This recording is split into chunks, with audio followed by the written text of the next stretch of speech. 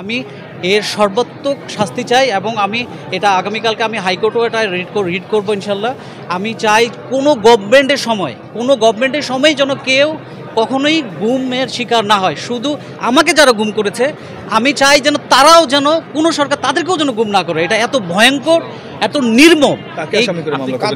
আমি হুকুমের আসামি হিসাবে অবশ্যই প্রাইম মিনিস্টার এটাতে অবশ্যই এটা ওনার নির্দেশনা ছিল, কারণ ওখানে যাকে গুম রাখা হতো বলা হতো যে শেখ হাসিনার জন্যই আমরা করতেছি এবং আমাকে মানে বেগম জিয়ার আমি একজন সমর্থক বলা হতো যে তার মতো এরকম নেত্রী কেন সাপোর্ট করতে দেওয়া হবে না, শেখ হাসিনা মেইন।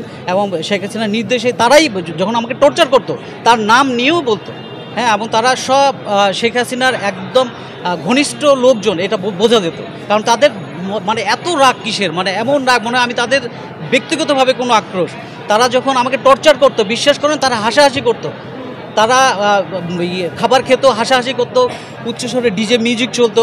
ইভেন আমাকে যখন ধরে মাইক্রোতে ধরে কোনো কথাই নাই, মাইক্রোতেই ওখানেই আমাকে ইলেকট্রিক শর্ট দেওয়া হয়। ফাইল করেছেন? মামলা ফাইল করেছি এবং কার নামে? আমি প্রথমে সাবেক প্রধানমন্ত্রীর নাম দিয়েছি, তারপর স্বরাষ্ট্রমন্ত্রী এখানে আছে সাবেক, তারপর শহীদুল ইসলাম আছেন, তারপর র্যাবের মহাপরিচালক সাবেক বেনজির আহমেদ। মোট কতজন? মোট 26 জন। আমি 5 জন আসামি করেছি আর বাকি 20 জন অজ্ঞাতনামা। কোন কোর্টে ফাইল করেছেন? আমি 22 নম্বর কোর্টে। কোর্ট কি বলেছে? কোর্ট আদেশ দিবে, কোর্ট বলেছে আপনি ওয়েট করুন, আমরা এটা দেবো। উনি সম্পূর্ণ লিখেছেন, আমি পুরো আশাবাদী উনি আমার এর সর্বোচ্চ শাস্তি এটাই দেবে। আমি গুমের অভিযোগে মামলা। কতদিন গুম ছিলেন? মানে মোট টাইমলাইন? আমি 10ই ফেব্রুয়ারি থেকে অগাস্টের 13 তারিখ পর্যন্ত আমি গুম ছিলাম। মানে 124 সরি কোন সাল? না, 2015 সালে। 2015 সালে 10ই ফেব্রুয়ারি আমাকে তারা গুম করে 8:30 সাড়ে 8টার দিকে এর মধ্যে হবে। আর 13ই অগস্ট রাত 3টার সময় তারা আমাকে বের করে। এরপর তারা রিলিজ করে আমাকে মানে রাজশাহী গদাগাড়ির এক জঙ্গলের মধ্যে। এটা অনুমান 4টা হবে। নামটা? আমি অ্যাডভোকেট সোহেল রানা, আমি সুপ্রিম কোর্টের লয়ার, নিয়মিত লয়ার। ওকে, ধন্যবাদ। আপনারা আমার পক্ষে থাকবেন ইনশাল্লাহ।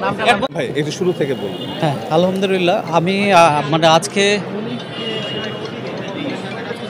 আমি বেঁচে ফিরেছি। হ্যাঁ, গুম হয়েছিলাম আমি ফেব্রুয়ারির 10 তারিখে, 2015 সালে ফেব্রুয়ারির 10 তারিখে। এখানে রেব 1-এ আমি ছিলাম 4 মাস 3 দিন, আর 2 মাস আমাকে রাখা হয়েছিল রাজশাহীতে মেরে ফেলার জন্য। মূলত ওখানে রেব হেডকোয়ার্টারেই ছিলাম, আর 4 মাস 3 দিন রেব 1-এ ছিলাম। আমি যতটুকু ওখানে 2-1 সঙ্গে কথা বলতে পারি মাঝে মধ্যে, তো জানতে পারি সেটা রেব 1-এই ছিলাম। ওখানে আমাকে নির্মম নির্যাতন করা হয়। ওখানে আপনার সারাদিনে টয়লেট মানে আমাকে শুধু না সবাইকে একবারই করতে দেওয়া হতো। এবং আমি 4 মাস 3 দিন আমার ইচ্ছে ছিল যে আমাকে তো মেরেই ফেলবে। আমি একটা সময় বুঝতে পেরেছিলাম যে তারা হয়তো আমাকে আর ফিরে যেতে দেবে না। তো আমার ইচ্ছে ছিল যে আমি যেন রিলিজ হওয়ার মানে আমাকে মেরে ফেললেও আমাকে যেন 10 মিনিট ঘুমাতে দেয়, আমি যেন শুয়ে ঘুমাতে পারি। কারণ 4 মাস 3 দিন মানে শুয়ে থাকাটা এটা যে আল্লাহর কত বড় নেয়ামত, এটা আমি তখন বুঝতে পেরেছি। 4 মাস 3 দিনই আমাকে হাত পিছনে বাঁধা, চোখ বাঁধা এবং বসা অবস্থায়, এবং হাত বাঁধা শুধুমাত্র একবার যখন টয়লেটে যেতে দিত তাও আবার সময় বাঁধা ছিল 2 মিনিট। এর মধ্যে হয় আমাকে উজু করতে হবে, না প্রসাব বা পায়খানা যে কোনো একটা করতে হবে। 2 মিনিট 3 মিনিট সময় দেওয়া হতো, কিন্তু 1 মিনিট পরেই তারা ধরে নিয়ে চলে আসতো, এরকম ছিল।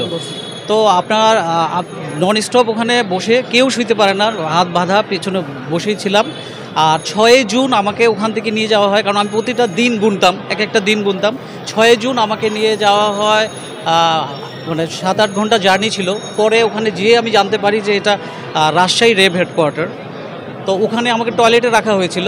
টয়লেটে 1 মগ পানি দিত, আর 1 মগ পানি এটা দিয়েই আপনি খাবেন, এটা দিয়েই আপনি গোসল করেন, উজু করেন, যাই করেন, ওই ছোট 1 মগ সারাদিনে দেওয়া হতো।